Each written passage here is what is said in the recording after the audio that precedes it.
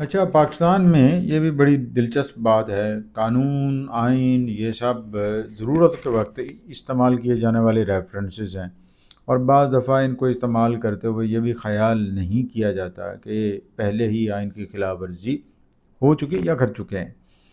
اب عمران خان صاحب سے زیادہ ان کے وفادار کچھ جو میڈیا کے اندر ہیں، ادھر ادھر ہیں، وہ یہ کہنے پر مجبور ہیں یا کہتے چلے آ رہے ہیں کہ عمران خان سے غلطی سرزد ہو گئی۔ میں یہ کہنا چاہتا ہوں کہ عمران کا مقصد یہ نہیں تھا، عمران تو قانون پر عمل کرنے والے، آئین کے وفادار اور پتہ نہیں کیا کیا، اور ان سے بڑا کوئی محب وطن ہے ہی نہیں۔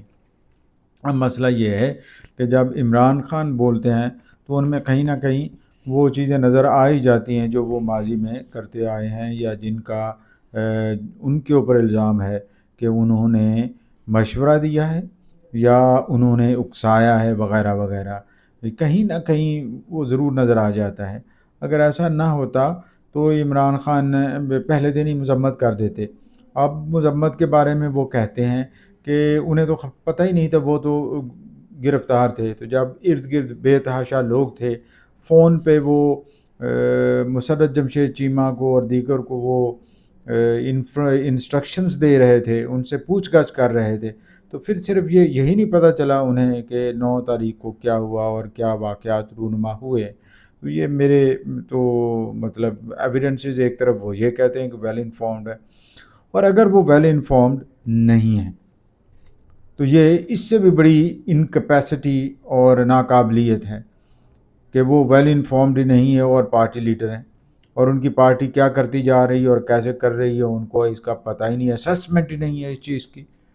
تو وہ لوگ جو محض عمران کو اس بات پر سپورٹ کرتے ہیں وہ ہیرو ہے، اچھا ہے، بہت اچھا ہے، اس کی اپنی ہی باتوں میں عمران خان کی اس کی کوتاہی، کمی اور بعض دفعہ مجرمانہ غفلت نظر آتی ہے۔ تو یہ ساری چیزیں ہمیں میرے خیال میں جرنلزم کرتے ہوئے یہ ان چیزوں میں اجتناب کرنا چاہیے۔ جرنلزم کا اصول بنیادی یہی ہے کہ اب وہ چیزیں رپورٹ کریں جو ہو رہی ہیں۔ اب 9 تاریخ کو ہوا، اس کے بعد ایک آڈیو لیک آئی، اس میں انہوں نے کہا کہ جو کچھ انہوں نے کہا وہ ٹھیک ہے، اور وہ تو لینڈ لائن سے بات کر رہے تھے۔ جب وہ یہ ساری چیزیں اور باتیں کر رہے تھے تو کیا انہیں انفارمیشن نہیں تھی کہ ورکرز کیا کر رہے ہیں ان کے، اور مبینہ طور پر کیا کچھ ہو رہا ہے اس ملک کے اندر، اور کہاں کہاں تباہیاں ہو رہی ہیں اور کون کون سی تنصیبات کو نشانہ بنایا جا رہا ہے؟ بچتے نظر نہیں آتے ہیں۔ اپنے آپ کو محض یہ کہہ کر بری ذمہ قرار دینا کہ میں تو آگاہ ہی نہیں ہوں، تو یہ بالکل ایسے ہی جیسے پی ٹی وی پر حملہ ہوا اور مبینہ طور پر سب کچھ ہوا، ہم نے تقریروں میں سنا یہ کر دو وہ کر دو، اس کے بعد عارف علوی صاحب کے اوپر سب کے سامنے وہ سب کچھ ہوا، اور پھر بعد میں پتہ چلا کہ وہ تو ملوث نہیں ہے۔ لیکن اب اگر اتنا بڑا اور اتنی بڑی ڈیوسٹیشن کے بعد بھی بات یہ ہو کہہ کر روک دی جاتی ہے کہ پتہ نہیں وہ ملوث تھے یا نہیں، تو پھر کون ملوث ہے؟ کیا ورکر ملوث ہیں؟ کیا ورکر نے بغیر کسی اس چیز کے کہا ہے وغیرہ وغیرہ؟ یہ وہ چیزیں ہیں جن کو مد نظر رکھنا ہوگا، اس کے بغیر آگے بات نہیں بڑھے گی۔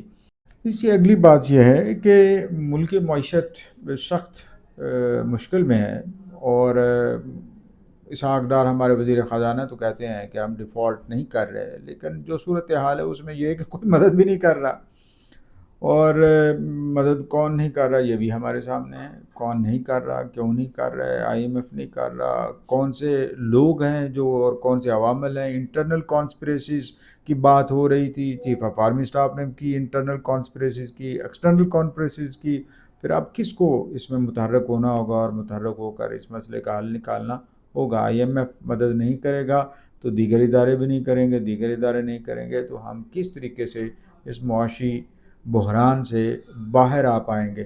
اور جب تک معاشی بحران سے باہر نہیں آئیں گے تو لوگوں کی زندگیوں کیسے بہتری آئے گی؟ اور حکومت لاکھ یہ کہے کہ عمران نے سارا خرابی پیدا کر دی، اس نے یہ کر دیا، جب خود ایک مشکل صورتحال میں پھنسے ہیں، فیصلہ نہیں کر پا رہے، اور آئی ایم ایف اور دیگر ادارے مدد نہیں کر رہے، تو پھر مسئلہ تو ہے نا۔ جوڈیشل سسٹم میں بھی ریویمپنگ کی بہت سخت ضرورت ہے۔ ہم بھی ٹیکس پیئر ہیں اور حق رکھتے ہیں کہ کوئی نہ کوئی بات ہم کر دیں، اور جب تک آپ اپنے سسٹم کو اور اپنے ہاؤس کو ان آرڈر نہیں کریں گے اور اتحاد پیدا نہیں کریں گے تو پھر کیسے آپ کے فیصلے ہو پائیں گے وقت پہ؟ اور ڈیلے ہوتے رہیں گے اور ڈیلے ہوں گے تو پھر ظاہر ہے justice delayed is justice denied. اور چاہے وہ بندیال صاحب چیف جسٹس ہوں یا کوئی اور ہو، جوڈیشری ہی کی ناکامی سمجھا جاتا ہے، اور جوڈیشری 140ویں نمبر پر اسی وجہ سے ہے کہ سسٹم میں بہت سارے فلاز ہیں.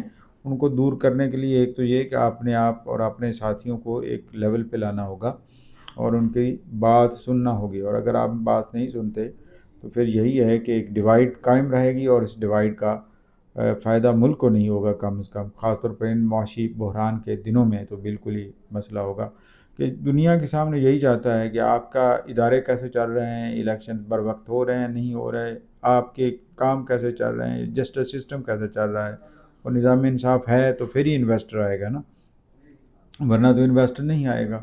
یہ ساری چیزیں ہیں جو معروضات ہیں جو میں عرض کرنا چاہتا ہوں، صرف اس بنیاد پر کہ اگر ہم یہ آج ہم بھی نہیں کرتے اور ہم اس بات پہ خاموش رہتے ہیں کہ اچھا چنگا ہوا ہے عمران خان اور یا اچھا پی ڈی ایم پھنسی ہے بری طرح، تو پھر یہ ہم پھنسے ہیں، وہ تو شاید نکل جائیں گے، وہ صاحب حیثیت ہیں سارے لوگ، لیکن ہم لوگ جو ورکنگ کلاس ہیں ہم پھنسے رہیں گے. اور ہم سے بھی نیچے ہیں بڑے بے شمار جن کی حق تلفیاں ہو رہی ہیں، جن تک کچھ نہیں پہنچ رہا. تو پلیز سب دعا بھی کریں دوا بھی کریں کہ اس ملک میں نظام انصاف بہتر ہو اور سیاسی نظام بھی پوری طرح ایکٹیو ہو، اور الیکشن بر وقت ہی ہونے چاہیے. اکتوبر میں اگر ڈیو ہیں تو پھر ہونے چاہیے.